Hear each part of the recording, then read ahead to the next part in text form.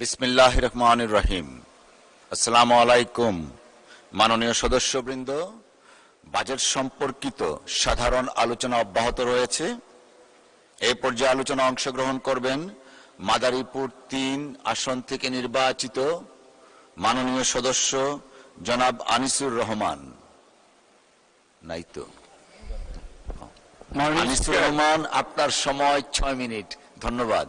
মাননীয় স্পিকার, ওনার সিট তো ওই পাশে ছিল। জাতীয় বাজেট 2026-2027 উপর আলোচনায় আমাকে বক্তব্য দেওয়ার সুযোগ করে দেওয়ার জন্য আপনাকে ধন্যবাদ। মাননীয় স্পিকার, বক্তব্য শুরুতেই আজকে শ্রদ্ধা ভরে স্মরণ করছি বহুদলীয় গণতন্ত্রের প্রবক্তা শহীদ প্রেসিডেন্ট জিয়াউর রহমানকে। শ্রদ্ধা ভরে স্মরণ করছি যার ভালোবাসায়, যার স্নেহে দীর্ঘদিন রাজপথে আন্দোলন সংগ্রাম করে নিজেকে একজন কর্মী হিসাবে বাংলাদেশে জাতীয়তাবাদী দলের এবং বাংলাদেশের মানুষের মধ্যে নাম লেখাতে পেরেছি। সেই আমার প্রিয় নেত্রী দেশনেত্রী বেগম খালেদা জিয়াকে। মাননীয় স্পিকার, আমি আন্তরিকভাবে ধন্যবাদ জানাই মাননীয় প্রধানমন্ত্রীকে, ধন্যবাদ জানাই মাননীয় অর্থমন্ত্রীকে। বিশ্ব অর্থনীতি যখন অনিশ্চয়তার মধ্যে দিয়ে অতিক্রম করছে এবং উন্নয়নশীল দেশগুলো বহুমাত্রিক অর্থনৈতিক চাপ মোকাবিলা করছে, তখন এই বাস্তবতায় পরিণত 2026-2027 অর্থ বছরের বাজেট শুধু একটি আর্থিক দলিল নয়, এটি আগামী বাংলাদেশের উন্নয়ন ও অগ্রগতির একটি সুদূর প্রসারী রূপরেখা। মাননীয় স্পিকার, মাননীয় স্পিকার, বাংলাদেশ জাতীয়তাবাদী দলের রাষ্ট্র কাঠামো গঠনের 31 দফায় যেমন জনগণের মৌলিক অধিকার, ন্যায় বিচার ও অর্থনৈতিক মুক্তির বিষয়গুলো গুরুত্ব পেয়েছে, তেমনি এই বাজেটে সাধারণ মানুষের কল্যাণ, মৌলিক অধিকারের বিষয়গুলো প্রতিফলিত হয়েছে। মাননীয় স্পিকার, মাননীয় স্পিকার, আপনার মাধ্যমে মাননীয় প্রধানমন্ত্রীকে ধন্যবাদ জানাই। তিনি মালয়েশিয়া গিয়ে প্রথমেই কারাগারে থাকা রেমিটেন্স যোদ্ধাদের খবর নিয়েছে এবং তাদের মুক্তি পাওয়ার জন্য সকল ব্যবস্থা তিনি করেছেন। মাননীয় স্পিকার, বিরোধী দলের একজন সম্মানিত সদস্য তার বক্তব্যে এই বাজেটকে লুটপাটের বাজেট এবং চানাচুর মার্কা বাজেট বলে আখ্যায়িত করেছেন। আমি বিনয়ের সঙ্গে বলতে চাই, এ ধরনের মন্তব্য বাস্তবতার সঙ্গে সঙ্গতিপূর্ণ নয়। এই বাজেট জনগণের কল্যাণের বাজেট, কৃষকের বাজেট, শ্রমিকের বাজেট, শিক্ষার্থী ও শিক্ষকদের স্বার্থ রক্ষার বাজেট, যুব সমাজের কর্মসংস্থানের বাজেট এবং দেশের মায়ের মর্যাদা ও নিরাপত্তা নিশ্চিত করার বাজেট। মাননীয় স্পিকার, যারা বাজেটের মৌলিক কাঠামো, লক্ষ্য ও দর্শন সম্পর্কে সম্যক ধারণা রাখেন, তারা নিশ্চিত উপলব্ধি করবেন যে এই বাজেটের মূল লক্ষ্য জনগণের জীবন মান উন্নয়ন এবং একটি টেকসই অর্থনৈতিক ভিত্তি নির্মাণ। মাননীয় স্পিকার, বিরোধী দল জনাব তারেক রহমানের ইউকে থাকা নিয়ে রাজপথে বিভিন্ন বক্তব্য করেন, আবার এটাও বলেন ভবিষ্যতে কোথায় থাকবেন সেই জায়গা ঠিক করবেন। মাননীয় স্পিকার, আমার অভিজ্ঞতা থেকে আমি বলছি, জনাব তারেক রহমান যখন অসুস্থ ছিলেন, যখন পিজি হসপিটাল থেকে তাকে ইউকের উদ্দেশ্যে বিমানবন্দরে নিয়ে যাওয়া হয়েছিল, তখন আমি সেই অ্যাম্বুলেন্সে থাকার সুযোগ পেয়েছিলাম। মাননীয় স্পিকার, আমি তার শরীরের অবস্থা দেখেছি। যখন ভিআইপি লাউঞ্জে তাকে একটি সোফার উপরে শোয়ে রাখা হয়েছিল, তখন আমি তার শরীরের অবস্থা দেখেছি, আমি তার চোখের পানি দেখেছি। জনাব তারেক রহমান বাংলাদেশ ছেড়ে যেতে চান নাই, তাকে জোর করে বাংলাদেশ থেকে পাঠানো হয়েছিল মাননীয় স্পিকার। আর যারা এই জনাব তারেক রহমানের ইউকে যাওয়া নিয়ে বিভিন্নভাবে বক্তব্য করেন, আবার ভবিষ্যতে কোথায় থাকবেন সেই কথা নিয়ে যারা বক্তব্য করেন, আপনাদের কাছে বলতে চাই, তারেক রহমান এই বাংলাদেশের মাটিতে এসে পা রেখেছেন, এই বাংলাদেশের মাটি স্পর্শ করেছেন। তারেক রহমান এই বাংলাদেশের প্রধানমন্ত্রী হয়েছেন বাংলাদেশের মানুষের ভালোবাসায়। তিনি বাংলাদেশেই থাকবেন, তিনি বাংলাদেশেই মৃত্যুবরণ করবেন। তিনি খালেদা জিয়ার সন্তান, যিনি শহীদ প্রেসিডেন্ট জিয়াউর রহমানের সন্তান। মাননীয় স্পিকার, আমি দৃঢ়ভাবে বিশ্বাস করি এই বাজেট অর্থনৈতিক স্থিতিশীল উন্নয়ন ও জনগণের কল্যাণ নিশ্চিত করতে গুরুত্বপূর্ণ ভূমিকা পালন করবে এবং যথাযথ বাস্তবায়নের এই সুফল দেশের মানুষ ভোগ করবেন।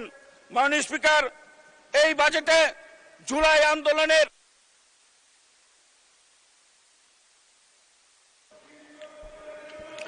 জি, অসংখ্য ধন্যবাদ মাননীয় সদস্য, আপনাকে আপনার সময় উত্তীর্ণ হয়েছে, ধন্যবাদ।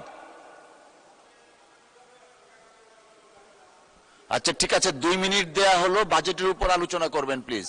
আমি দীর্ঘদিন গুম ছিলাম, আল্লাহ আমার কিছুটা সময় বাড়িয়ে দিয়েছে। আপনিও আমাকে 5 মিনিট সময় দেন মাননীয় স্পিকার, দেন মাননীয় স্পিকার, 5 মিনিট সময় দেন। আমরা ফিরে না আসলে হয়তো বক্তব্য রাখার সুযোগ পেতাম না মাননীয় স্পিকার। মাননীয় স্পিকার, এ বাজেটে জুলাই আন্দোলনের শহীদ ও আহতদের কল্যাণে গৃহীত উদ্যোগের জন্য মাননীয় প্রধানমন্ত্রীকে ধন্যবাদ জানাই। একই সাথে গুম হওয়া ব্যক্তিদের পরিবারগুলোর পুনর্বাসন ও কল্যাণের বিশেষ বরাদ্দের বিষয়টি বিবেচনার জন্য সরকারের প্রতি অনুরোধ করছি। মাননীয় স্পিকার, আপনার মাধ্যমে সকল সদস্যদের নিকট অনুরোধ করছি, আমরা উপজেলা পরিষদে যে অফিস পেয়েছি সেই অফিসে জুলাই শহীদ পরিবার ও গুম হওয়া পরিবারের যে কোনো একজন যোগ্য সদস্যকে আমরা যদি আমাদের সেই উপজেলা অফিসে আমরা একজনের কর্মসংস্থানের ব্যবস্থা করতে পারি, তাহলে আমাদের এই জুলাই শহীদ পরিবার এবং গুম হওয়া পরিবার উপকৃত হবে। মাননীয় স্পিকার, আমি এজন্য আমাদের সরকারি দল এবং বিরোধী দলের সকল সদস্যর প্রতি আহ্বান জানাই, আপনারা আপনাদের অফিসে সেই আপনাদের এলাকায় অবশ্যই শহীদ পরিবার আছে, সেই সকল শহীদ পরিবারের থেকে একজন সদস্যকে আপনারা চাকরি দেওয়ার ব্যবস্থা করবেন, আমিও দেব ইনশাআল্লাহ। মাননীয় স্পিকার, বাংলাদেশ জাতীয়তাবাদী দল এদেশে একাধিকবার ক্ষমতায় এসেছেন। আমরা বিরোধী দলেও ছিলাম, কিন্তু আমাদের বিরোধী দলের রাজপথে কোন সহযোদ্ধাদের বক্তব্য শুনলে মনে হয় আমরা কখনো ক্ষমতাও ছিলাম না, বিরোধী দলেও ছিলাম না। আমরা মনে হয় আজকে এবারেই মনে হয় প্রথম ক্ষমতা এসে টেবিলে বসেছি। অসংখ্য ধন্যবাদ মাননীয় সদস্য। আলোচনায় অংশগ্রহণ করবেন মৌলভীবাজার 3 আসন থেকে নির্বাচিত মাননীয় সদস্য জনাব নাসের রহমান। জনাব নাসের রহমান, আপনার সময় 7 মিনিট, ধন্যবাদ।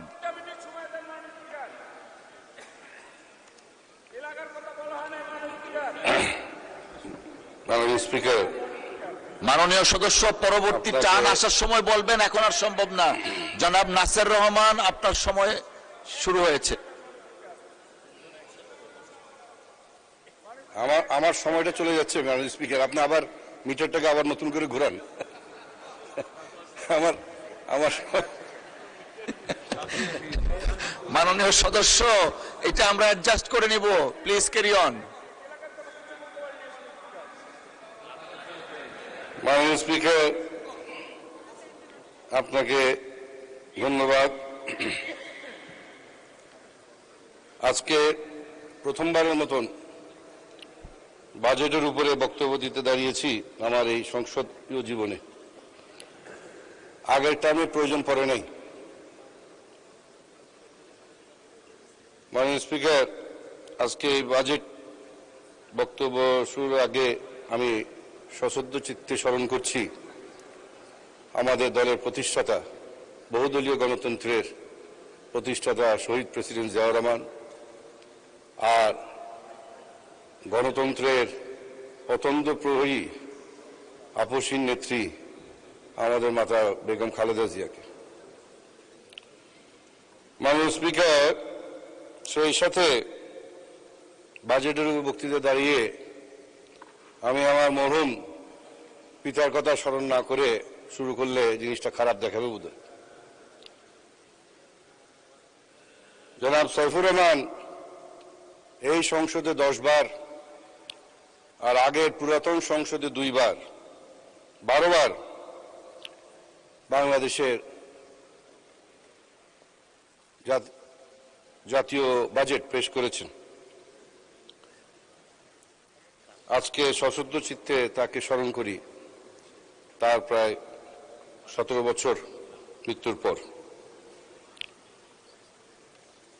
মাননীয় স্পিকার, এই বাজেট নিঃসন্দেহে আমি একটু দেখে বলতে হবে, কারণ এটা টেকনিক্যাল বিষয়, এটা এক্সটেম্পোর দেওয়া সম্ভব না। আমি তুলে ধরতে চাই, বহু বছর পরে ও ব্যবসায়ীদের কোনো এফেক্ট করে নাই, কোনো কিছু দাম বাড়ে নাই, হা উতাস হয় নাই। মুদ্রাস্ফীতির চলমান অভিঘাত থেকে বছরের আয় সীমা 3,75,000 করা হয়েছে, যেটা অত্যন্ত সময় উপযোগী। তবে সেটা 4 লক্ষ যদি করতে পারা যায় তাহলে আরো ভালো হয়। বাজেটের প্রথম পার্সোনাল ইনকাম ট্যাক্স এবং কর্পোরেট ট্যাক্স দুইটাই 5 বছরের জন্য নির্দিষ্ট করে ট্যাক্স রেটকে একটি দীর্ঘমেয়াদী সুনির্দিষ্ট করা হয়েছে, যার ফলে একটি অনুমানযোগ্য কর তৈরিতে সহায়তা করবে ভবিষ্যতে। জ্বালানি ও বিদ্যুৎ খাতে সাহসের সাথে ওভারঅল ভর্তুকি পরিমাণ আগের তুলনায় 22% বৃদ্ধি করা হয়েছে, যা অত্যন্ত সময় উপযোগী। কারণ জ্বালানি হলো এমন উপাদান যার দাম ও সরবরাহ জনগণ ও সরকারের উপর ব্যাপক প্রভাব বিস্তার করে। দেশের আর্থিক ব্যবস্থাপনার অবস্থা এখন যেভাবে নাজুক অবস্থায় আছে, সেখানে 6,000 কোটি টাকা ব্যাংক ঋণ কমানো অত্যন্ত বিচক্ষণ সিদ্ধান্ত হয়েছে। মাননীয় স্পিকার, বাজেটের প্রধান 3টি কাজ হল রাজস্ব আহরণের জন্য ট্যাক্স রেট এবং ভ্যারিয়েবল ট্যাক্স নির্ধারণ, সরকারি ব্যয় বিনিয়োগের জন্য অর্থ যোগান এবং সরকারের অর্থনীতি সংক্রান্ত নীতি কৌশল ও অগ্রাধিকার বিষয়ে সংকেত প্রদান। নিঃসন্দেহে এই বাজেট সেই বিষয়ে অত্যন্ত সুচারুভাবে তুলে ধরা হয়েছে। মাননীয় অর্থমন্ত্রী 10টি অগ্রাধিকার তুলে ধরেছেন, যা একদিকে অর্থনীতির পুনর্গঠন নিয়ে আলোকপাত করেছে, আর একদিকে অন্তর্ভুক্তিমূলক উন্নয়ন ও সুশাসন প্রতিষ্ঠায় বিষয়টি জোরালোভাবে তুলে ধরেছেন। মাননীয় অর্থমন্ত্রী মোট প্রায় 9,38,000 কোটি টাকার বাজেট পেশ করেছেন। রাজস্ব আয়ের লক্ষ্য ধরা হয়েছে 6,95,000 কোটি, অর্থাৎ ঘাটতি দাঁড়াচ্ছে প্রায় 2,43,000 কোটি টাকা। একই সঙ্গে 6.5% প্রবৃদ্ধি ও 0.5% মূল্যস্ফীতির লক্ষ্য নির্ধারণ করেছেন। দেশের বাস্তব অর্থনৈতিক পরিস্থিতিতে এই লক্ষ্যমাত্রাগুলি অর্জন করা একটা মাননীয় অর্থমন্ত্রী এটা চ্যালেঞ্জিং কাজ হবে। আমরা জানি গত কয়েক বছর ধরে রাজস্ব আহরণের ধারাবাহিক ঘাটতি রয়েছে। কর জাল এখনো সীমিত, কর ফাঁকি রোধে দুর্বলতা রয়েছে, ব্যাট ব্যবস্থাপনায় কাঠামোগত সমস্যা আছে। এই বাস্তবতায় প্রায় 20% রাজস্ব বাড়ানোর প্রাক্কলন করা হয়েছে। আশা করি আমার মাননীয় অর্থমন্ত্রী সেদিকে সেই লক্ষ্য অর্জন করতে পারবেন। মাননীয় স্পিকার, এই বাজেটের আরেকটি বড় বিষয় হলো স্বনির্ভরতা। বাজেট ঘাটতি পূরণে সরকারকে যথারীতি দেশীয় বৈদেশিক ঋণের উপর নির্ভর করতে হবে। ইতিমধ্যে সুদ পরিশোধের রাষ্ট্রীয় অর্থব্যবস্থার উপর বড় চাপ হয়ে দাঁড়িয়েছে। বৈদেশিক ঋণের কিস্তি ও সুদের বোঝা বাড়ছে। প্রশ্ন হচ্ছে, আমরা ধীরে ধীরে এই অর্থনৈতিক পরিস্থিতিকে যাচ্ছি যেখানে উন্নয়নের চেয়ে ঋণ পরিশোধের বিষয়টা না বড় হয়ে যায়, সেই দিকে মাননীয় অর্থমন্ত্রীজি নিশ্চয় লক্ষ্য রাখবেন। মাননীয় অর্থমন্ত্রী 3 লাখ কোটি টাকার এডিপি ঘোষণা করেছেন। পরিবহন, বিদ্যুৎ, জ্বালানি, শিক্ষা ও স্বাস্থ্য খাতে বিপুল বরাদ্দ বাড়ানো হয়েছে, ডবল করা হয়েছে স্বাস্থ্য এবং শিক্ষা খাতে। এটা অত্যন্ত কি বলবো, আনন্দের বিষয় এবং বর্তমান প্রেক্ষাপটের জন্য খুবই প্রয়োজনীয়। কিন্তু আমাদের অভিজ্ঞতা বলে বাস্তবতা হলো প্রকল্প সময় ক্ষেপণ, ব্যয় বৃদ্ধি, অদক্ষতা ও অপচয় এখন নিয়মিত ঘটনা হয়ে দাঁড়িয়েছিল গত 15 বছরের দুঃশাসনের ফলে। কাজেই মাননীয় সদস্য, আপনার সময় 4 মিনিট বাড়ানো হলো, সর্বোচ্চ 4 মিনিট। থ্যাংক ইউ ম্যাডাম, ধন্যবাদ। Thank you sir. কাজেই শুধু বড় অঙ্কের বরাদ্দ দিলে উন্নয়ন হবে বলে মনে হয় না মাননীয় স্পিকার। এই বিপুল অর্থ সঠিকভাবে কাজে লাগানোর জন্য প্রয়োজন দক্ষ বাস্তবায়ন, কঠোর নজরদারি ও জবাবদিহি। অন্যথায় এই বিপুল উন্নয়ন বাজেটও জনগণের প্রতি উন্নয়নের প্রত্যাশা পূরণে কঠিন হয়ে যেতে পারে। জ্বালানি ও বিদ্যুৎ খাতে দেশের বাজেটের প্রণয়নে একটি স্পর্শকাতর খাত। আন্তর্জাতিক বাজারে তেল ও এলএনজির দাম, মধ্যপ্রাচ্যের অস্থিরতা, গ্যাসের ঘাটতি সব মিলিয়ে এই খাতে সরকারের ভর্তুকি ব্যয় আরও বাড়বে। বিদ্যুৎ খাতে আইপিপিদের পেমেন্ট, ক্যাপাসিটি চার্জ ও জ্বালানি আমদানির ব্যয় সবই এখন বড় আর্থিক চাপ। মাননীয় অর্থমন্ত্রী দেশীয় গ্যাস অনুসন্ধান ও নবায়নযোগ্য জ্বালানির আইনের আশা ব্যক্ত করেছেন, কিন্তু এই উদ্যোগের ফল পেতে সময় লাগবে। আর ততদিন পর্যন্ত এই ব্যয়ের চাপ বহন করা একটা চিন্তার বিষয়। শেষ পর্যন্ত যাতে এটা আমাদের ওনার বাজারে যাতে চাপের সৃষ্টি না হয় সেই দিকে একটু লক্ষ্য রাখবেন মাননীয় অর্থমন্ত্রী। মূল্যস্ফীতি নিয়ন্ত্রণে একটি চ্যালেঞ্জ হয়ে দাঁড়াবে, কারণ খাদ্যদ্রব্য, নিত্যপণ্য, পরিবহন ও জ্বালানি ব্যয়ের চাপে সাধারণ মানুষ চাপে আছে। বাজেটে মূল্যস্ফীতি 7.5% নামিয়ে আনার লক্ষ্য দেওয়া হয়েছে, কিন্তু বাজারে যদি চাল, ডাল, তেল, গ্যাস, বিদ্যুৎ, চিকিৎসা ব্যয় না কমে তাহলে অর্থমন্ত্রী মহোদয় চাপে পড়ে যাবেন। এই বাজেট বেসরকারি খাত নির্ভর প্রবৃত্তির বাজেট হিসাবে আখ্যায়িত করা হয়েছে, কিন্তু বাস্তবে ব্যাংকিং খাত, খেলাপি ঋণ জর্জরিত, তারল্য সংকট বেশ প্রকট এবং বেসরকারি খাতে ঋণ প্রবাহ আমরা সবাই জানি। ব্যবসায়ীরা নীতিগত অনিশ্চয়তা, জ্বালানি সংকট এবং আর্থিক সংকটে ভুগছেন। এই বাস্তবতায় বেসরকারি বিনিয়োগ বৃদ্ধি করাটা একটা বড় চ্যালেঞ্জ হয়ে দাঁড়াবে। বিনিয়োগের পরিবেশ করাটা খুব জরুরি, তা না হলে প্রবৃত্তির লক্ষ্য একটা আশাবাদী বক্তব্যে পরিণত হতে পারে।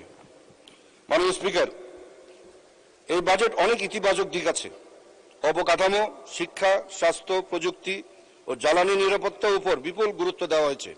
কিছু খাতে প্রণোদনায় রাখা হয়েছে, কিন্তু একটি বাজেটের সাফল্য নির্ভর করে শুধু ঘোষণার উপর নয়, নির্ভর করে রাজস্ব আদায়ের সক্ষমতা, ব্যয়ের দক্ষতা, দুর্নীতি নিয়ন্ত্রণ, ঋণ ব্যবস্থা, মূল্যস্ফীতি নিয়ন্ত্রণ এবং জনগণের জীবন বাস্তব স্বস্তি ফিরিয়ে আনার উপর। সুতরাং আমি এই বাজেটকে খুবই চ্যালেঞ্জিং বাজেট হিসেবে দেখি। যদি রাজস্ব আদায় প্রাক্কলনের ধারে কাছে না আসে, যদি উন্নয়ন প্রকল্পসমূহ বাস্তবায়নের দীর্ঘসূত্রিতা না হয়, যদি জ্বালানি খাতের চাপ না কমে, বাড়তেই থাকে, যদি অভ্যন্তরীণ বৈদেশিক ঋণের বোঝা আরো ভারী হয়, তাহলে এই বাজেটে বড় বড় অঙ্গীকার শেষ পর্যন্ত বাস্তবায়ন হতে পারে। তবে এখানে একটা শেষ কথা বলে শেষ করতে চাই, বাজেটের সাফল্য সংখ্যায় নয়, মানুষের জীবন তার প্রভাব মাপা হয়, মানুষের জীবনে তার প্রভাবে মাপা হয়। ঘোষণা নয়, বাস্তবায়নে তার বিচার হয়। আমি দৃঢ় আশাবাদী মাননীয় প্রধানমন্ত্রী তারেক রহমানের বলিষ্ঠ নেতৃত্বে এই বাজেটের সিংহভাগ জনগণের কল্যাণে বাস্তবায়ন হবে ইনশাআল্লাহ। মাননীয় স্পিকার, আপনাকে ধন্যবাদ। আপনাকে ধন্যবাদ মাননীয় সদস্য। আলোচনায় অংশগ্রহণ করবেন কুমিল্লা 9 আসন থেকে নির্বাচিত মাননীয় সদস্য জনাব মোহাম্মদ আবুল কালাম। জনাব মোহাম্মদ আবুল কালাম, আপনার সময় 6 মিনিট। ধন্যবাদ।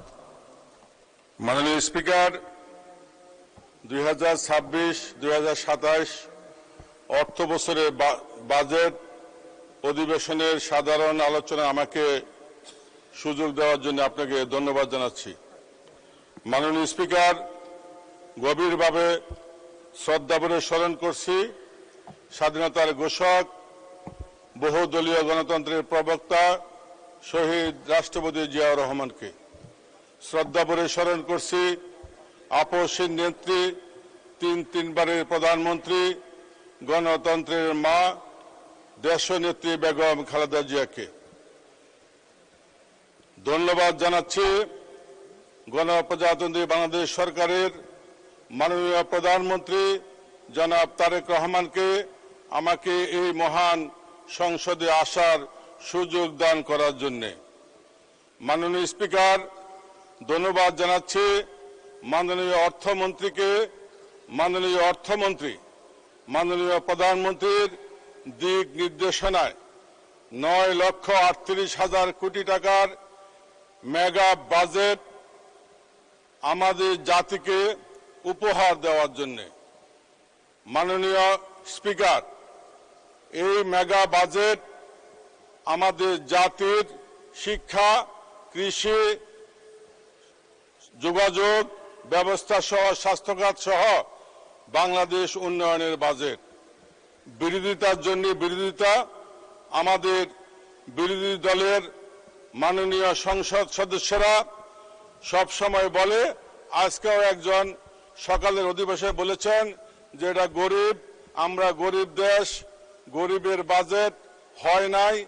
মাননীয় বিরোধী দলের সংসদ সদস্যদের দৃষ্টি আকর্ষণ করে বলতে চাই, আমাদের মাননীয় প্রধানমন্ত্রী বলেছেন, জনাব তারেক রহমান বলেছেন যে দেশে 20 কোটি লোক, 20-40 কোটি হাত, সেই দেশ কখনো গরিব হতে পারে না।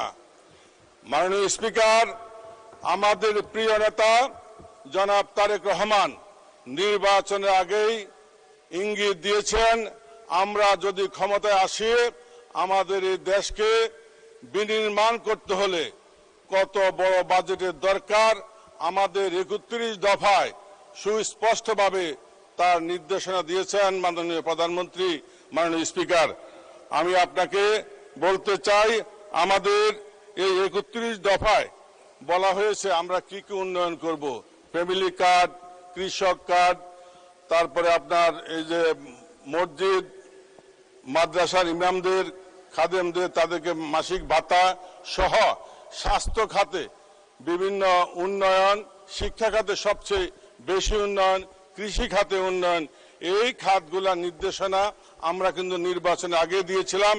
নির্বাচনের পরে ক্ষমতায় এসে মাননীয় প্রধানমন্ত্রী এবং অর্থমন্ত্রী যে বাজেট আমাদেরকে উপহার দিয়েছেন, জাতিকে উপহার দিয়েছেন, সেই বাজেট তারই প্রতিফলন। মাননীয় স্পিকার, স্বাধীনতার 54 বৎসর অতিক্রম হতে চলল। এই 54 বৎসরে সারা বাংলাদেশের যতগুলা উপজেলা আছে প্রত্যেকটি উপজেলায় আমাদের যে স্বাস্থ্য সেবা খাত, সেখানে 31 থেকে 50 বেডের হসপিটাল। মাননীয় প্রধানমন্ত্রীর এই বাজেটের একটি ইশারায় আজকে থেকে এই বাজেট অধিবেশন শেষ হওয়ার পর থেকেই প্রত্যেক উপজেলায় স্বাস্থ্য সেবা বা স্বাস্থ্য হসপিটাল 101 বেডে উন্নীত হবে বলে আমাদের প্রধানমন্ত্রী ঘোষণা দিয়েছেন। মাননীয় স্পিকার, মাননীয় স্পিকার, বাংলাদেশের বৈদেশিক মুদ্রা অর্জনের সর্বপ্রথম সবচেয়ে বড় খাত, 80% বৈদেশিক মুদ্রা অর্জন হয় তৈরি পোশাক শিল্প খাত থেকে। সেই তৈরি পোশাক শিল্প খাত 70 দশকে আমাদের স্বাধীনতার ঘোষক শহীদ রাষ্ট্রপতি জিয়াউর রহমান 1978 সালে এই দেশে ওনার হাত ধরে এই যাত্রা শুরু হয়। মাননীয় স্পিকার, 1978 সালে $6,800 ফ্রান্সে রপ্তানি করে তার যাত্রা শুরু হয়। এই তৈরি পোশাক শিল্প খাত আজকে $40 বিলিয়ন রপ্তানি করে। মাননীয় স্পিকার, মাননীয় স্পিকার, আর এই খাতে 60 লক্ষের উপরে কর্মসংস্থান হয়েছে।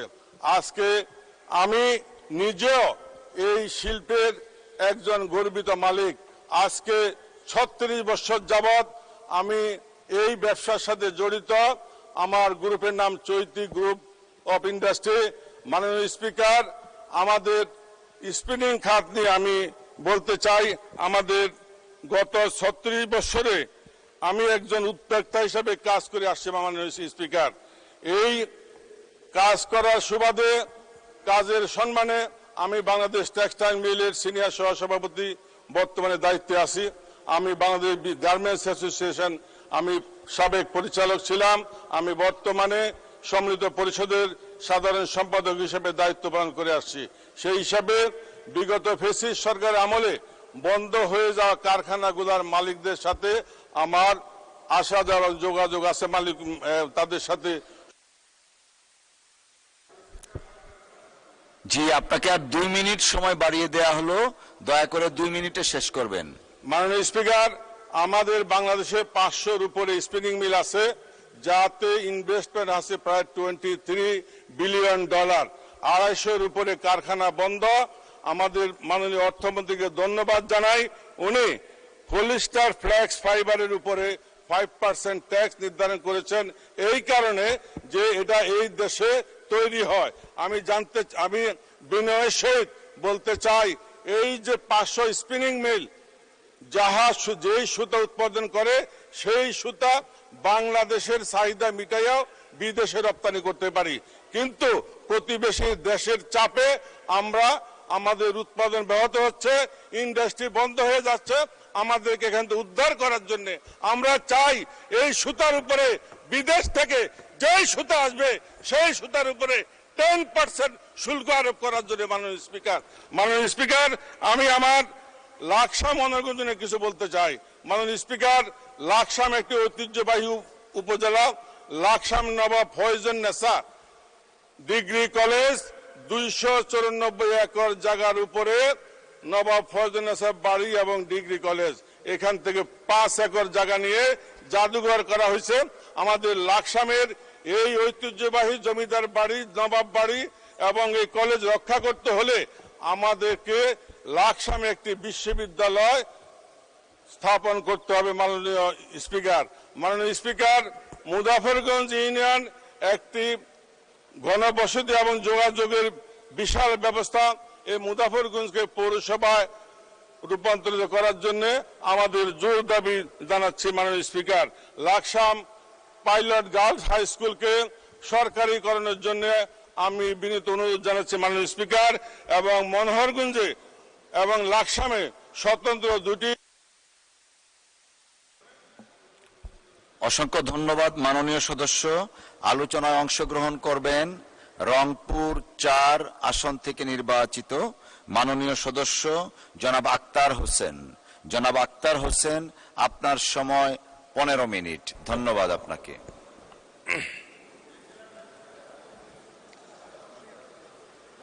মাননীয় স্পিকার, আপনাকে ধন্যবাদ। আজকে আমরা 2026 এবং 27 অর্থ বছরের বাজেট নিয়ে পর্যালোচনার জন্য এখানে বসেছি। ঠিক সেই সময়টাতে আমাদের অর্থনীতির বর্তমানে কি হালত, সেটা আমাদের একটু দেখে আসা প্রয়োজন। আমরা যদি বিগত দিনে আওয়ামী লীগের সময়কালটা আমরা খেয়াল করে দেখি, একটা শ্বেতপত্র প্রকাশিত হয়েছে। সেই শ্বেতপত্র বলছে যে বাংলাদেশ থেকে আওয়ামী লীগের সময়কালে $240 বিলিয়ন, যেটা টাকার অঙ্কে প্রায় 30 লক্ষ টাকা বাংলাদেশ থেকে সেটাকে পাচার করা হয়েছে। এত বিশাল 30 লাখ কোটি টাকা এটা বাংলাদেশ থেকে পাচার করা হয়েছে। এত বিশাল একটা অঙ্ক বাংলাদেশ থেকে পাচার হয়ে গেছে। দেশের অর্থনীতিটা এখন একটা ঝুপড়ির মতো আছে, যে ঝুপড়িতে আসলে টাকা পয়সা নাই, একটা খালি একটা জায়গার মধ্যে আমরা আছি। এটা আরো সত্য হয় সেই সময়টাতে যখন আমরা দেখি যে বাংলাদেশের আসলে ঋণের পরিমাণটা কত। এ সরকার যখন দায়িত্ব গ্রহণ করে সে তখন ঋণের পরিমাণটা ছিল 23 লাখ কোটি টাকার মতো, কিন্তু এই কয়েক মাসেই এই ঋণের পরিমাণ কিন্তু আরো 1 লাখ কোটি টাকার উপরে বেড়ে এখন 24 লাখ কোটি টাকা এটা রূপান্তরিত হয়েছে। অর্থাৎ সরকার ক্ষমতা গ্রহণ করার পরে মাঝখানের এই 4 মাস সময়কালে আরো 1 লক্ষ কোটি টাকা ঋণের জালে দেশকে কিন্তু বেঁধে ফেলা হয়েছে। মাননীয় স্পিকার, আমরা যদি খেলাপি ঋণের দিকে তাকাই, আমাদের লাখ লাখ টাকা এটা খেলাপি ঋণের মধ্যে আছে। এমনকি এই অবস্থা হয়ে আছে যে আমাদের এই সংসদের 2 জন সংসদ সদস্য তারা এখনো পর্যন্ত শপথ গ্রহণ করতে পারেন নাই, কারণ তারা এখনো পর্যন্ত কোর্টে এই খেলাপি ঋণের ইস্যুর মধ্যে তারা আটকে আছেন। এখনো পর্যন্ত সরকারি দলের তরফ থেকে কিন্তু সে ব্যাপারে কোনো ব্যাখ্যা বিশ্লেষণ এখনো পর্যন্ত আনা হয় নাই। অর্থাৎ এই খেলাপি ঋণের যে বিষয়টা, সেটা আমাদের অর্থনীতিকে একেবারে পঙ্গু অবস্থায় নিয়ে গেছে। আমরা আমাদের মূল্যস্ফীতি, মুদ্রাস্ফীতির যদি দিকে তাকাই, এটা 2 অঙ্কের ঘরে আছে, 10% কাছাকাছি। আমরা আমাদের জিডিপির দিকে যদি তাকাই, আমাদের জিডিপি এটা 4% একটুখানি বেশি অবস্থায় আছে প্রবৃদ্ধির হার। এমন একটা অবস্থায় আমরা এসে আমাদের এই বাজেটটা ঘোষণা করছি, যে সময়টাতে আমরা বলছি যে এই বাজেটটা ঘোষণা হওয়ার পরে জিনিসপত্রের দাম বাড়ে নাই, যেটা সরকারি দলের দাবি। কিন্তু বাস্তবতা হলো এই বাজেটটা ঘোষণা করার আগেই সরকার তার এই 3 মাসের সময়কালের মধ্যেই 2 দফায় তারা বিদ্যুৎ এবং জ্বালানির দাম তারা বৃদ্ধি করেছেন। এবং যখন বিদ্যুৎ এবং জ্বালানির দাম বৃদ্ধি করা হয়, পাশাপাশি এই জিনিসটা পরিবহন সেক্টরে যেমন প্রভাব ফেলে, তেমনি করে উৎপাদনের ব্যয় বৃদ্ধি করে সমস্ত জিনিসপত্র দিতে দামগুলো বৃদ্ধি হয়ে যায় মাননীয় স্পিকার। অর্থাৎ সরকার শুধু বাজেট ঘোষণা করার পরে জিনিসের দাম বেড়েছে ব্যাপারটা এমন নয়, সরকার ক্ষমতা গ্রহণ করার পরেই বাজেট ঘোষণার আগে থেকেই জিনিসপত্রের দাম বাড়ানোর যে মেকানিজম, সেটা শুরু করেই বাজেট ঘোষণায় বসেছে মাননীয় স্পিকার। মাননীয় স্পিকার, আমরা যদি সরকারের এই অর্থনৈতিক সেক্টরগুলোতে আমরা যদি বিদেশ থেকে ঋণ নিয়ে আসার যে প্রক্রিয়া, সেটার দিকে আমরা যদি তাকাই, আমরা দেখলাম যে সরকার IMF এর কাছ থেকে, বিশ্ব ব্যাংকের কাছ থেকে তারা ঋণ নিয়ে আসতে চায়। কিন্তু গত বসন্তকালীন বৈঠকে যখন আমাদের অর্থমন্ত্রী তিনি আমেরিকায় গিয়েছিলেন, সেখানে কিন্তু IMF কোনো ঋণ ছাড় করতে চায় নাই। কেন চায় নাই? কারণটা হলো IMF চেয়েছিল বাংলাদেশে অর্থনৈতিক খাতগুলোতেও একটা বড় ধরনের সংস্কার আসুক। কিন্তু আমরা খেয়াল করে দেখলাম কি, অর্থনৈতিক খাতগুলোতে কোনো ধরনের সংস্কার, সেটা তো অন্য কোনো বিষয়ে তো সংস্কার হচ্ছে না, অর্থনৈতিক বিষয়গুলোতে কোনো ধরনের সংস্কারের ব্যাপারে বিএনপি সরকারের তরফ থেকে কোনো ইতিবাচক সাড়া ছিল না। এতদিনে এসে তারা NPR এর নীতি এবং এটা ব্যবস্থাপনা, সেই জিনিসগুলোকে আলাদা করার কথা বলছে। কিন্তু এই বিষয়টা কিন্তু অন্তর্বর্তীকালীন সরকারের সময়টাতে একটা অধ্যাদেশ তখন পাশ করা হয়েছিল, সেই অধ্যাদেশ এই সংসদে প্রেজেন্ট করা হয়েছিল, কিন্তু সরকার ক্ষমতা গ্রহণের পরে সেই অধ্যাদেশটাকে কিন্তু ল্যাপস করে দিয়েছে, সেই অধ্যাদেশটাকে কার্যকর করতে দেয় নাই। যদি সরকার সেই সময়টাতেই যদি সংস্কারের বিষয়গুলোকে মেনে নিত, যদি আর্থিক ব্যবস্থাপনার সংস্কারগুলো হয়ে যেত, সেক্ষেত্রে হয়তো বিদেশে যে ঋণের ক্ষেত্রে গিয়ে আমাদের অর্থমন্ত্রীকে খালি হাতে ফিরে আসতে হলো, সেই রকম ধরনের পরিস্থিতিতে আমাদেরকে নাও পড়তে হতো। মাননীয় স্পিকার, মাননীয় স্পিকার, আমরা যদি আমাদের ব্যাংক খাতের দিকে তাকাই, ব্যাংক খাতে এক ধরনের অরাজকতা চলতেছে। শুধু ইসলামী ব্যাংকের ব্যাপারে আমি বলবো না, ইসলামী ব্যাংকে কি ধরনের অরাজকতা চলছে এটা আপনারা সকলেই জানেন। এর বাইরে গিয়ে আরো 5টি ব্যাংক আছে যে ব্যাংকগুলোকে একীভূতকরণ করা হয়েছে। অত্যন্ত দুঃখের বিষয়, এই 5টি ব্যাংক যেটাকে একীভূতকরণ করা হয়েছে, এই ব্যাংকগুলো যেসব আগের মালিকদের কাছে ছিল, তারাই সেখান থেকে লুটপাট করে টাকা পয়সা পাচার টাচার করে এই ব্যাংকগুলোকে একেবারে দেউলিয়ার পর্যায়ে নিয়ে গেছে, খালির পর্যায়ে নিয়ে গেছে। সেই ব্যাংকগুলোতে যাতে করে পূর্বের মালিকেরা আবারও বহাল হতে পারেন, এমন ধরনের একটা আইন এখানে পাশ করা হয়েছে। যে ব্যাংক রেজুলেশন আইনটা পাশ করা হলো, সেই ব্যাংক রেজুলেশন আইনের 18 নম্বর ধারার মধ্যে এই জিনিসটা বলা হলো যে এই ব্যাংকের মালিকেরা যারা আছেন, তারা যদি 7.5% টাকা তারা যদি ব্যাক করতে পারেন, তাহলে তাদের কাছে আবারও ব্যাংকের মালিকেরা বুঝায় দেওয়া হবে। আমাদের প্রশ্ন হলো মাননীয় স্পিকার, যেসব মালিকেরা এই ব্যাংকগুলোকে দেউলিয়া করেছে, টাকা পাচার করেছে, এই ব্যাংকগুলো থেকে লুটপাট করেছে, সেই মালিকগুলোর কাছেই মাত্র 7.5% টাকার কথা বলে, ব্যাক দেওয়ার কথা বলে, আবারও সেই মালিকদের কাছেই ব্যাংকগুলোকে পুনরায় ফিরিয়ে দেওয়ার ফায়দা কি হতে পারে, সেটা আমাদের মাননীয় অর্থমন্ত্রী যদি আমাদেরকে বলেন, তাহলে আমরা এই সংসদে কৃতজ্ঞ থাকতে পারি। মাননীয় স্পিকার, আমরা যদি আমাদের মোটা দাগে এখন বাজেটের দিকে যদি আমরা তাকাই, একটা বিশাল বড় বাজেট দেওয়া হয়েছে। এই বাজেটে 9,38,000 কোটি টাকার যে বাজেট, সেই বাজেটের মধ্যে 6,95,000 কোটি টাকা সেটার কথা বলা হয়েছে যে এটা আদায় করা সম্ভবপর হবে। এখানে ঘাটতি থেকে যাবে 2,43,000 কোটি টাকার মতো। কিন্তু আমরা যদি এই 6,95,000 কোটি টাকা যেটা আদায় করা হবে বলা হচ্ছে, সেটার দিকে যদি আমরা তাকাই, তাহলে দেখবো NPR কে দেওয়া হয়েছে যে 6,04,000 কোটি টাকা NPR আদায় করবে।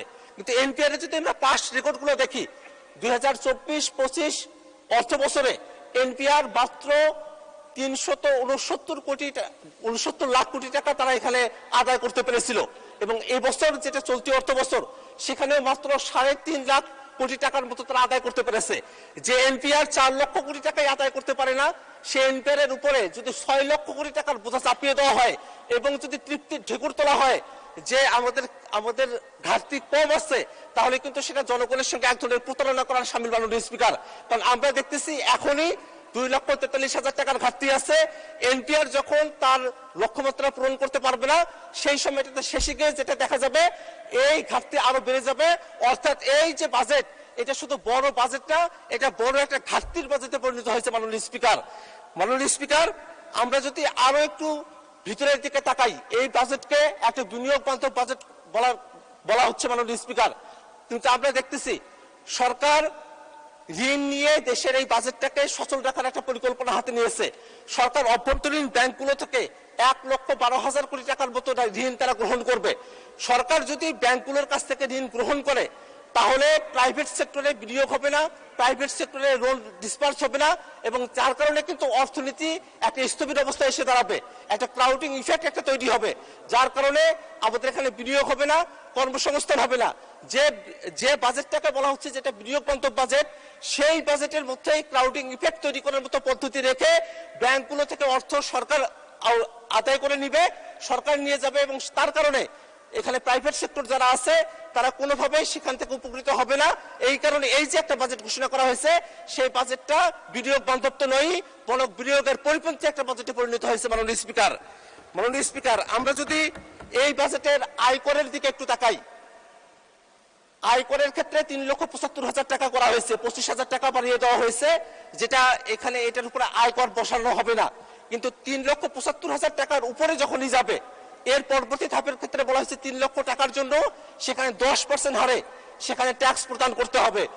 আমরা যদি এইটা খেয়াল করে দেখি, গত বছর কিন্তু এই পরিমাণটা ছিল 5%, কিন্তু এখন যখন এটা 10% করা হয়েছে, তখন এটা সরাসরি মধ্যবিত্ত যারা আছে, যারা অল্প ইনকাম করে, তাদের উপরে গিয়ে এটার একটা সরাসরি প্রভাব পড়ছে। কারণটা হলো, কোনো একজন ব্যক্তি মাসে যদি 35,000 টাকা ইনকাম করে থাকেন, তাহলে বছর শেষে যে ট্যাক্সটা প্রদান করতে হচ্ছে, তার পরিমাণটা আগে 5% হারে ছিল 420 টাকা, এখন কিন্তু সেটা 620 টাকায় উন্নীত হয়েছে।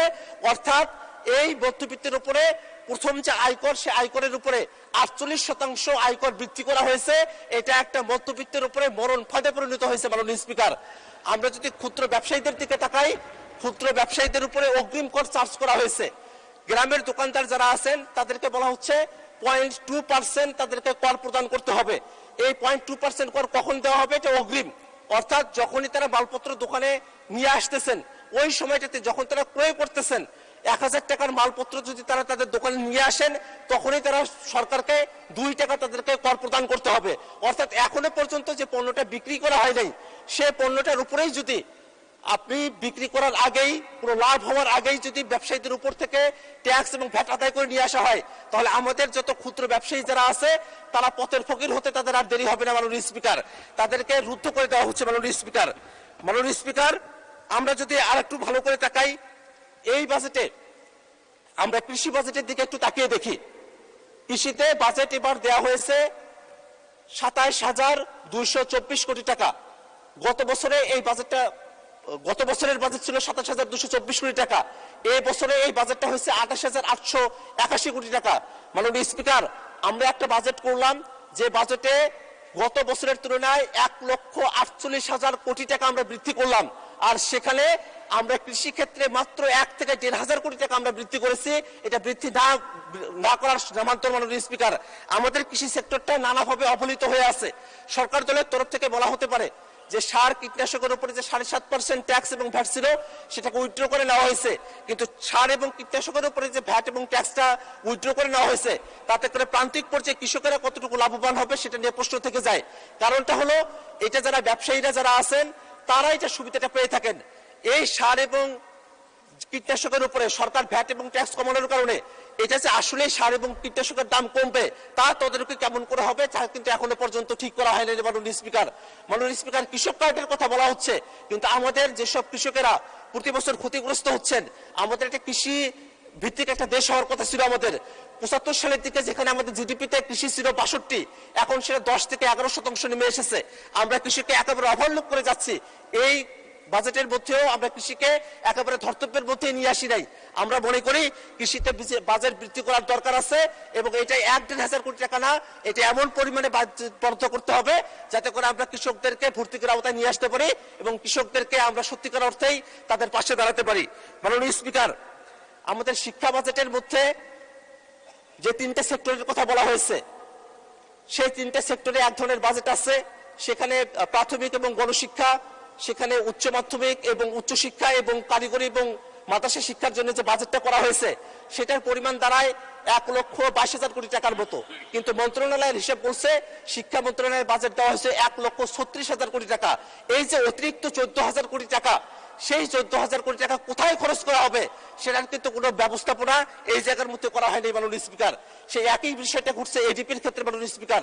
প্রায় 3 লক্ষ কোটি টাকা যে এডিপি নির্ধারণ করা হয়েছে, সেই এডিপিতে 1,70,000 কোটি টাকায় থোক বরাদ্দ দেওয়া হয়েছে, অথচ গত বছর এবং তার আগের বছরে এই থোক বরাদ্দ ছিল 10,000 কোটি টাকা এবং 11,000 কোটি টাকা।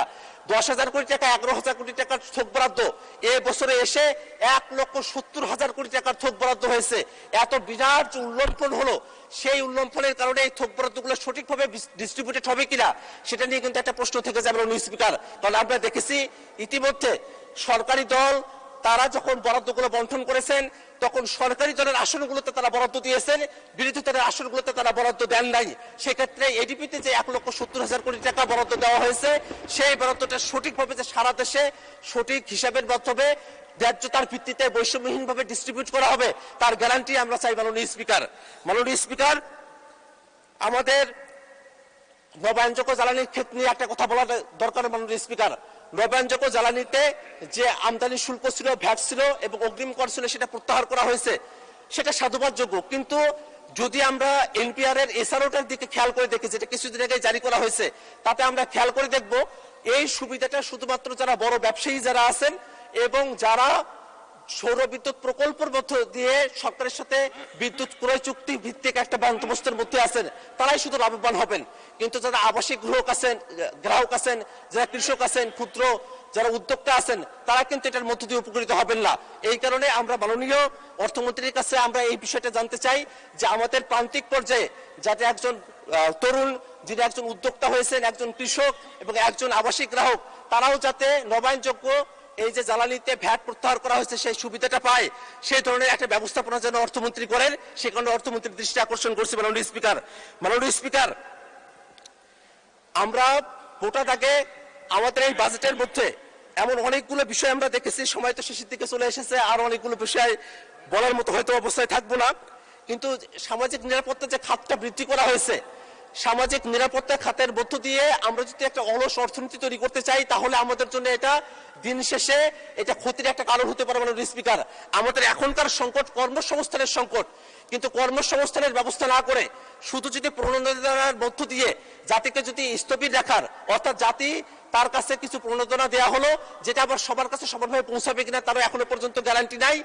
আর কর্মসংস্থানের ব্যাপারগুলোতে, বিনিয়োগের ব্যাপারগুলোতে যদি এই জায়গাটাতে একটা কমতি থেকে যায়, সেক্ষেত্রে কিন্তু আমরা জাতিকে অগ্রসর করতে পারবো না মাননীয় স্পিকার।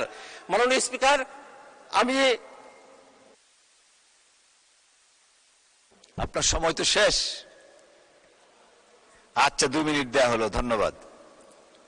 মাননীয় স্পিকার, আমাদের যে রংপুর অঞ্চল আছে, আমাদের রংপুর অঞ্চল আমরা বরাবরের মতো অবহেলিত। এই রংপুর অঞ্চল নিয়ে এই বাজেটের মধ্যে তেমন কোনো সুখকর বিষয় নাই। বরং আমি দেখলাম যে আমাদের রংপুর অঞ্চলে হাটিকমরুল এলাকা রংপুরের যে মহাসড়ক যেটা ছিল, সেখানে যে বরাদ্দটা দেওয়া হয়েছিল গত বছর, তার তুলনায় এবছর আরো বরাদ্দ কমিয়ে দেওয়া হয়েছে, বরাদ্দ সেখানে হ্রাস করা হয়েছে। আমাদের তিস্তা মহাপরিকল্পনা, সেটার আলোচনা এখনো পর্যন্ত এই বাজেটের মধ্যে কোথাও কোনোভাবেই প্রাসঙ্গিক হয়ে উঠতে পারে নাই। আমরা চাই আমাদের রংপুর অঞ্চলে, আমরা দীর্ঘ সময় ধরে বৈষম্যের শিকার হয়ে আছি, আমাদের উন্নয়ন বরাদ্দ এত কম গোটা রংপুর বিভাগের জন্য, এটা মাত্র 1% পর্যবেসিত হয় প্রায় বছরগুলোতে। আমরা চাই যে আমাদের উন্নয়ন বরাদ্দগুলো বৃদ্ধি করা হোক, রংপুর অঞ্চল অবহেলিত অঞ্চল, সেই অঞ্চলটা সামনের দিকে এগিয়ে যাক। মাননীয় স্পিকার, আমি বক্তব্যের একেবারে শেষ প্রান্তে এসেছি। আমাদের মাননীয় অর্থমন্ত্রী তার যখন বক্তব্য দিয়েছিলেন, সেই বক্তব্যে 234 পৃষ্ঠার বক্তব্যের মধ্যে একেবারে দ্বিতীয় পৃষ্ঠার মধ্যেই তিনি বলেছিলেন যে এই অর্থনৈতিক যে বিপর্যয় চলছে, সোশ্যাল ফ্যাব্রিকের যে ক্ষতিটা হয়েছে, এখান থেকে যদি আমরা পুষিয়ে উঠতে চাই তাহলে অবশ্যই আমাদেরকে রাজনৈতিক সংস্কার করতে হবে। কিন্তু মাননীয় স্পিকার, সেই রাজনৈতিক সংস্কার কি আমরা সরকারি দলের মধ্যে দেখতে পাই মাননীয় স্পিকার? মাননীয় স্পিকার, জনগণ গণভোটের রায় দিল, জনগণ এখানে সংবিধান সংস্কার পরিষদ গঠনের জন্য রায় দিল, এখনো পর্যন্ত সরকারি দল সংবিধান সংস্কার পরিষদের কথা তারা বলছে না। জনগণ স্বাধীন বিচার বিভাগের জন্য রায় দিয়েছে, এখনো পর্যন্ত সরকার দল সেটার ব্যাপারে কিছু বলছে না। আমরা যদি সুশাসন নিশ্চিত করতে না পারি, গণতন্ত্র নিশ্চিত করতে না পারি, সংস্কার যদি বাস্তবায়ন করতে না পারি, IMF এর কাছ থেকে আমাদের অর্থমন্ত্রীকে যেমন করে ফিরে আসতে হয়েছিল, সংস্কার বাস্তবায়ন করতে না পারলে বিরোধী দল সরকারি দলকেও জনগণের কাছ থেকে ফিরে আসতে হবে মাননীয় স্পিকার। অতএব আমরা সরকারের কাছে দাবি জানাবো, বাজেট বাস্তবায়ন করার সময় অবশ্যই জনগণের যে রায়, গণভোটের রায় বাস্তবায়ন করে সংবিধান সংস্কার পরিষদ গঠন করে তার মধ্য দিয়েই সঠিক পর্যালোচনার ভিত্তিতে আমরা সামনের দিকে এগিয়ে যাব। এই আহ্বান রেখে আমার বক্তব্য আমি শেষ করছি। আসসালামু আলাইকুম। ধন্যবাদ মাননীয় সদস্য। আলোচনায় অংশগ্রহণ করবেন চট্টগ্রাম ৭ আসন থেকে নির্বাচিত মাননীয় সদস্য জনাব হুম্মাম কাদের চৌধুরী। জনাব হুম্মাম কাদের চৌধুরী, আপনার সময় ৭ মিনিট। ধন্যবাদ। বিসমিল্লাহির রহমানির রহিম। মাননীয় স্পিকার, আপনাকে ধন্যবাদ। আমার বাজেটের উপরে আলোচনা শুরু করার আগে আমি আপনাকে একটু বলে রাখি, আমি বর্তমানে একটু কনফিউজড আছি। বেশ কয়েকদিন ধরে আমাদের বিরোধী দলের নেতাদের অনেকগুলি স্পিচ শুনলাম, শুনে একটা জিনিস বুঝতে পারলাম যে যখন আমাদের অর্থমন্ত্রী কোনো বড় ধরনের প্রজেক্টের কথা বলে তখন ওনারা নারাজ হন, কারণ বাজেটটা অনেক বড় হয়ে যাচ্ছে। তবে ওনারা যখন বক্তৃতা দেন, বক্তৃতার সময় শেষ হয়ে যাওয়ার পরে 2 মিনিট আবদার করে নেন নিজ এলাকার ব্যাপারে কথা বলার জন্য। নিজ এলাকার ব্যাপারে কথা বলতে গিয়ে তারা বলেন, বেশিরভাগই বলেছে 4 লেনের রাস্তা লাগবে, 20টা ব্রিজ লাগবে, কিছু কাঁচা রাস্তা পাকা করতে হবে, সবকিছুই বলল। কথাগুলো শুনে মনে হলো, উর্দুতে একটা কথা আছে, তুম করো তো চমৎকার, হাম করে তো থাক, আর বললামই না। স্পিচে চলে যায় মাননীয় স্পিকার। আমার বাবা বলেছিল, a budget is a moral document, for it reveals not only what a government can afford, but it also chooses to value. আপনাকে আজকে বলে দিতে চাই, মাননীয় প্রধানমন্ত্রী তারেক রহমান সাহেবের সরকার আমাদের হিউম্যান রিসোর্সেস ডেভেলপমেন্টকে সবচেয়ে বেশি প্রাধান্য দিচ্ছে। সবাই ছোট ছোট করে বলে, একজনে বলে এডুকেশন, একজনে বলে হেলথ কেয়ার, সবকিছু যদি আপনি এক জায়গায় মিলিয়ে নেন তাহলে ওটাকে হিউম্যান রিসোর্সেস ডেভেলপমেন্টই বলা হয়। এখন এই জায়গাটায় যখন আমি আসি, আমাদের টেকনিক্যাল এডুকেশনের ব্যাপারে প্রথমবারের মতো আমি শুনতে পেরেছি যে বাংলাদেশ জাতীয়তাবাদী দলের সরকার একটি বড় অঙ্কের বাজেট আমরা তৈরি করেছি এই সেক্টরের জন্য। আমি তার কারণে ধন্যবাদ জানাই মাননীয় অর্থমন্ত্রীকে। মাননীয় স্পিকার, এই বাজেটকে ডিসক্রাইব করার সময় বিরোধী দলের নেতারা এটাকে বলেছে রিস্কি, ওভার অ্যাম্বিশাস, একবার বোধহয় শুনেছিলাম একজন বলেছিল ফ্যান্সিফুল। এখন গতকালকে আলাপ আলোচনার সময় আমার পিছনে একজন আমার নিজের দলের একজন নেতা বলেছিল এটা একটা সাহসী বাজেট। এখন আপনি হয়তো শুনে সাহসী কেন বললাম, উনি বলেছিল আপনি চিন্তা করছেন, তবে আমি একটু ব্যাখ্যা দিয়ে রাখি। আমার প্রধানমন্ত্রী আইনমন্ত্রী এনেছে চট্টগ্রাম থেকে, সাহসের কমতি ওখানে কোনো সময় হয় না। আলহামদুলিল্লাহ। আইনমন্ত্রী না, অর্থমন্ত্রী। সরি, অর্থমন্ত্রী। মাননীয় স্পিকার, আমি আপনার থেকে বেশি সময় নিব না, কারণ আমার নিজ এলাকারও কিছু বিষয় আপনার সামনে তুলে ধরতে চাই যেটা ন্যাশনাল ইম্পর্টেন্সের সাথে চলে আসে। আমাদের বিরোধী দলের অনেকেই বলেছে যে আমাদের ট্যাক্স কালেকশন নিয়ে অনেক জায়গায় আমাদের ঘাটতি আছে। ওনারা আমাদেরকে বারবার করে প্রবলেম দিচ্ছে, সলিউশন দিচ্ছে না। আমি আজকে ছোট একটা সলিউশন নিয়ে এসেছি। রাঙ্গুনিয়া চট্টগ্রাম ৭ আসনের সবচেয়ে বড় সমস্যা বর্তমানে হচ্ছে অবৈধ বালি এক্সট্রাকশন। এটা হয়তো আমাদের এখানে সংসদ সদস্য অনেকেই আছে যাদের এলাকায় একই ধরনের সমস্যা ঘটছে। আমি একটু, অনেকে বলেছেন আপনাকে যে এই বাজেটটা খালি প্রফিট অ্যান্ড লসের ব্যাপার না, আমি একটু প্রফিট আর লসের ব্যাপারে আসি। 2021 থেকে 2026 পর্যন্ত এই অবৈধ এই বালির ব্যবসার থেকে রাঙ্গুনিয়া একা ওখান থেকে 12,80,00,000 টাকা রেভিনিউ কালেক্ট করা হয়েছে ট্যাক্সের আকারে। তবে এই বালি এক্সট্রাকশনের কারণে যে ক্ষতিটা হয়েছে, এই নদী ভাঙ্গনের কারণে আমাদের ওখানে 80 কোটি টাকার খরচ করতে হয়েছে ব্লকের মাধ্যমে এবং নদীর পাড় ঠিক করার কারণে। এই জিনিসটাকে যদি আমরা সলভ করতে চাই তাহলে ট্যাক্স কালেকশন আমাদের বাড়াতে হবে। বর্তমানে বিশেষজ্ঞরা বলছে 60 to 70% of all sand extracted from the river is done so illegally.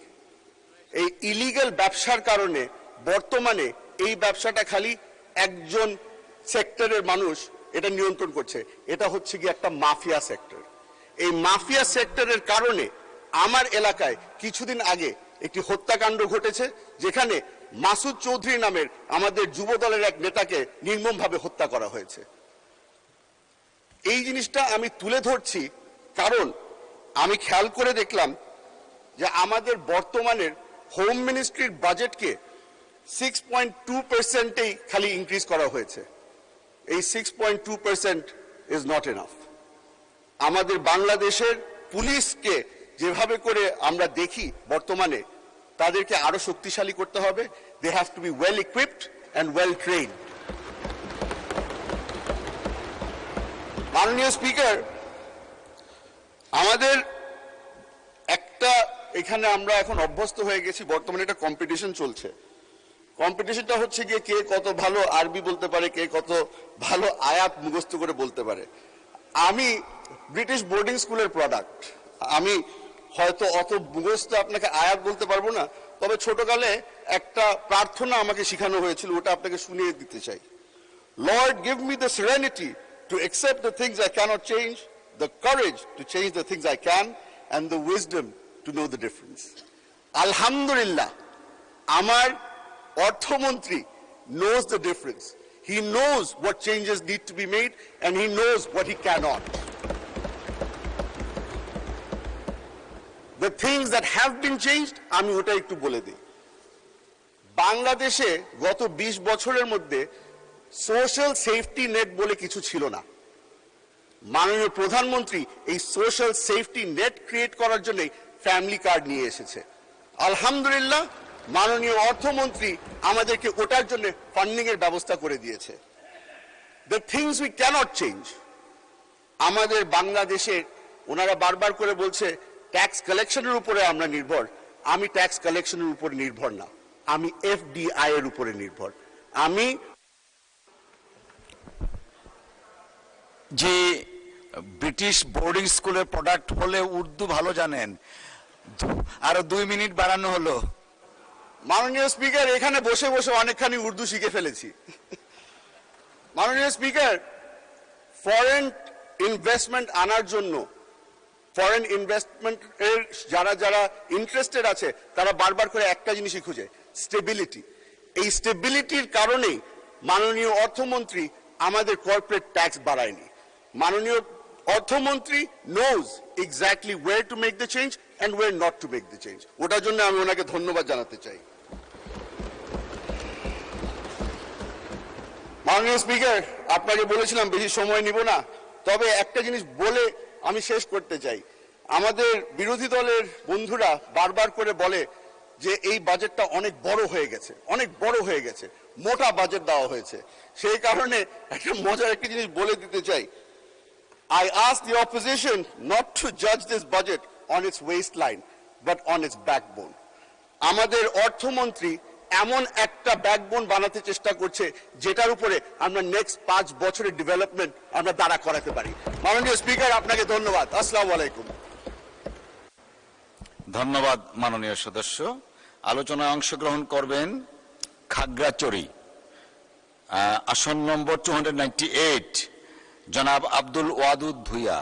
জনাব আব্দুল ওয়াদুদ ভুইয়া, আপনার সময় 7 মিনিট। ধন্যবাদ আপনাকে। মাননীয় স্পিকার,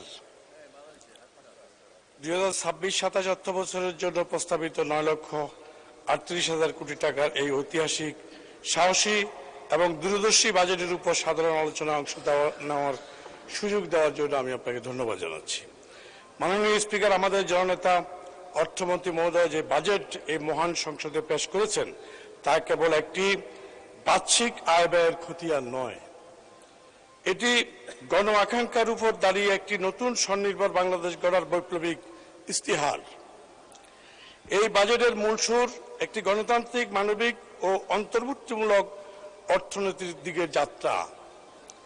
বিগত সরকারগুলোর রেখে যাওয়া ভঙ্গুর অর্থনীতিকে স্থিতিশীল করে একটি বৈষম্যহীন সমাজ বিনির্মাণের জন্য যে লক্ষ্য আমাদের সরকার নিয়েছে, এই বাজেট তার প্রথম শক্তিশালী পদক্ষেপ। আমি সরকারি দলের একজন সংসদ সদস্য হিসাবে এই জনবান্ধব বাজেটকে সর্বান্তকরণের সমর্থন জানাচ্ছি। মাননীয় স্পিকার, আমাদের সরকার প্রথাগত অর্থনীতির বাইরে গিয়ে এই বাজেট এমন কিছু ব্যতিক্রমী পদক্ষেপ নিয়েছে যা দেশের অর্থনীতিকে এক নতুন উচ্চতায় নিয়ে যাবে। মধ্যবিত্তের অর্থনৈতিক সুরক্ষা, বিশ্ববাজারের অস্থিরতার মধ্যেও আমাদের সরকার সাধারণ মানুষের কথা ভুলে যায়নি। ব্যক্তি পর্যায়ে করমুক্ত আয় সীমা বাড়িয়ে 3,75,000 টাকা করা হয়েছে, যা আগে 3 লক্ষ ছিল।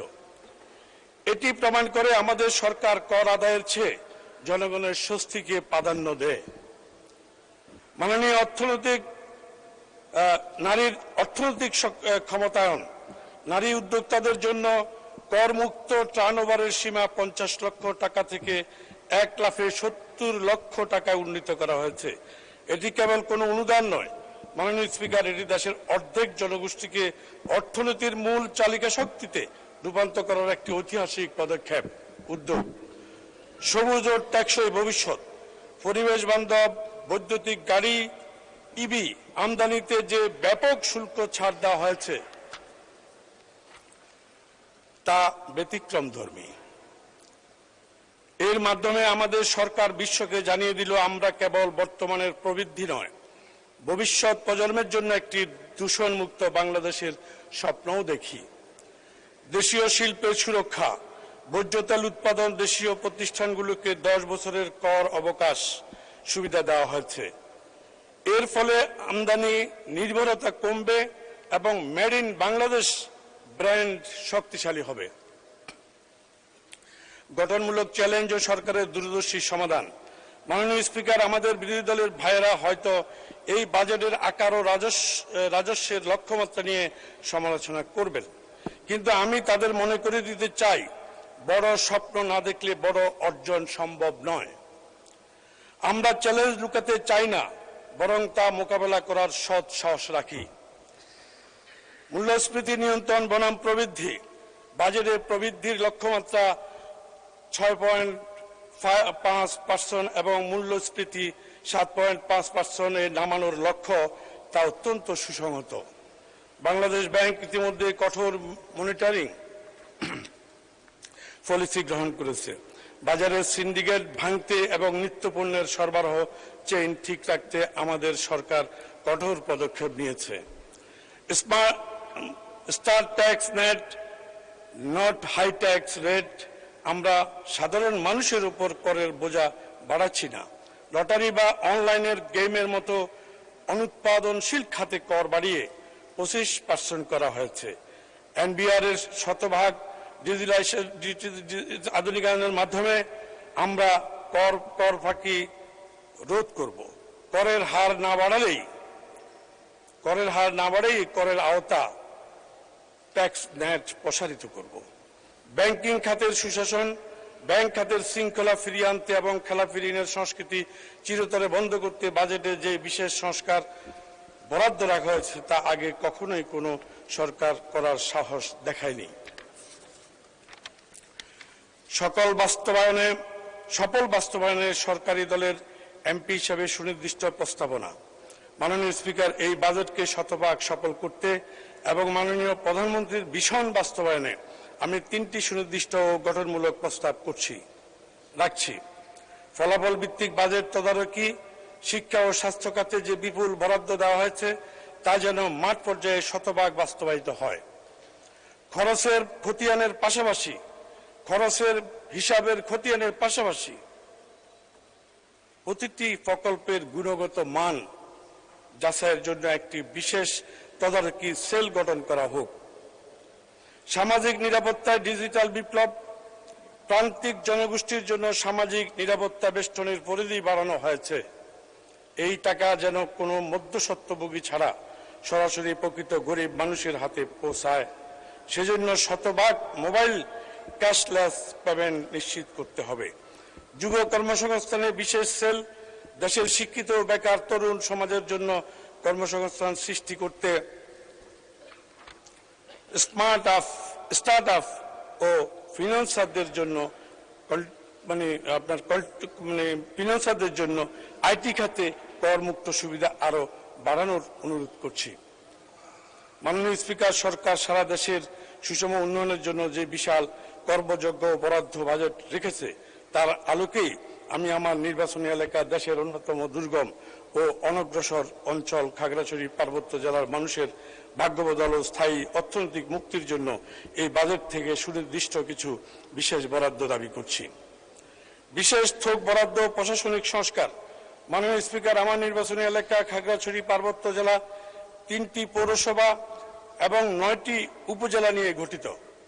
ভৌগোলিক অবস্থান ও বাস্তবতার দিক থেকে দেশের অন্যান্য সাধারণ জেলার তুলনায় আমার এই পার্বত্য জেলা সম্পূর্ণ ভিন্ন, অত্যন্ত দুর্গম, যার আয়তন ও উপজেলার সংখ্যা দেশের অনেক জেলার চেয়েও বেশি। কিন্তু জাতীয় বাজেটে এর আসন ভিত্তিক সাধারণ বরাদ্দ আমার আসনের জন্য আসে, তখন 9টি উপজেলা ও 3টি। মাননীয় সদস্য, সময় শেষ হয়ে গেছে। ঠিক আছে, 2 মিনিট বাড়ানো হলো। এই বিশাল অঞ্চলে উন্নয়ন নিশ্চিত করতে আমাকে চরম হিমশিম খেতে হয়। মাত্র 1টি বা 2টি উপজেলা নিয়ে গঠিত আসনের সমান বরাদ্দ দিয়ে এই বিশাল দুর্গম পার্বত্য অঞ্চলে সুষম উন্নয়ন সাধন কোনোভাবেই সম্ভব নয়। মাননীয় স্পিকার, আমার এলাকা স্বাস্থ্যসেবা খুবই পিছিয়ে আছে, তাই আমি স্বাস্থ্য খাত থেকে একটি মেডিকেল কলেজের পাশাপাশি আধুনিকায়নের হাসপাতালগুলোকে আধুনিকায়ন করা দাবি জানাচ্ছি। মাননীয় স্পিকার, আমাদের শিক্ষা খাত থেকে আমি এখানে কৃষি বিশ্ববিদ্যালয়ের জন্য দাবি জানাচ্ছি এবং আমাদের এখানে বনায়নের জন্য একটা বনায়ন গবেষণা কেন্দ্র স্থাপনের আবেদন জানাচ্ছি। পাশাপাশি আমাদের শিক্ষা বা স্কুল কলেজগুলোর অবস্থা খুব করুন। সেখানে যেই কয়জন শিক্ষক থাকার কথা তার অর্ধেকেরও কম শিক্ষক বিদ্যমান, কারণ শিক্ষকরা গেলে ওখান থেকে আবার ফিরে চলে আসতে চায়। সরকারি কর্মচারীরা ওখানে গেলে কেউ থাকতে চায় না। কেউ যদি আপনার পরিবেশ বা পাহাড়ের প্রেমে পড়ে থাকতে চায়, তাদেরকে আবার হঠাৎ করে আপনার ইয়েতে নিয়ে আসে, প্লেনল্যান্ডে নিয়ে আসে। যেমন ইতিমধ্যে আমার একজন অনেক দিনের পাহাড়কে ভালোবেসে একজন সিএন আছে পৌরসভার, যার উপরে এলাকার মানুষ সন্তুষ্ট, সেও সন্তুষ্ট, তাকে কিন্তু আজকে নিয়ে আসা হচ্ছে প্লেনল্যান্ডে। এখন প্রশ্ন হলো, যেখানকার যে পাহাড়কে বুঝানো হয়, বলা হয় যে একটা পানিশমেন্ট জোন, তো পানিশমেন্ট জোনে কেউ গেলে থাকতেও চায় না। এই ট্রেডিশন থেকে আমাদের মন্ত্রণালয়গুলো বেরিয়ে আসার জন্য আমি অনুরোধ জানাচ্ছি। আমাদের কলেজগুলোর ডরমেটরি, একাডেমিক ভবন ইত্যাদি জিনিসগুলো অত্যন্ত সংকট অবস্থা আছে। আমাদের এলাকার মানুষের আর্থসামাজিক অবস্থা অত্যন্ত খারাপ। বিশেষ করে পাহাড়ের চূড়া এবং পাহাড়ের ঢালে যে সমস্ত মানুষ বসবাস করে, তারা কেউই পানির সুবিধা পায় না। 1000 ফিট নিচ থেকে পানি এনে পানি উঠিয়ে খেতে হয় অনেক পাহাড়িদেরকে, অনেক বাঙালিদেরকে। এই কঠিন বাস্তবতা থেকে। অসংখ্য ধন্যবাদ মাননীয় সদস্য। আলোচনায় অংশগ্রহণ করবেন ঢাকা 5 আসন থেকে নির্বাচিত মাননীয় সদস্য জনাব মোহাম্মদ কামাল হোসেন। জনাব মোহাম্মদ কামাল হোসেন, আপনার সময় 7 মিনিট। ধন্যবাদ আপনাকে। বিসমিল্লাহির রহমানির রহিম। মাননীয় স্পিকার, আমি সর্বপ্রথম মহান রব্বুল আলামিনের দরবারে শুকরিয়া আদায় করছি, যার একান্ত রহমতে এই মহান সংসদে কথা বলতে পারছি এবং আপনার মাধ্যমে আমার ঢাকা 5 নির্বাচনী এলাকার জনগণকে ধন্যবাদ এবং মোবারকবাদ জানাচ্ছি, যাদের আমানতের ভার নিয়ে আমি কথা বলছি। মাননীয় স্পিকার, 2026-27 অর্থ বছরের এই বাজেট উপস্থাপন করা হয়েছে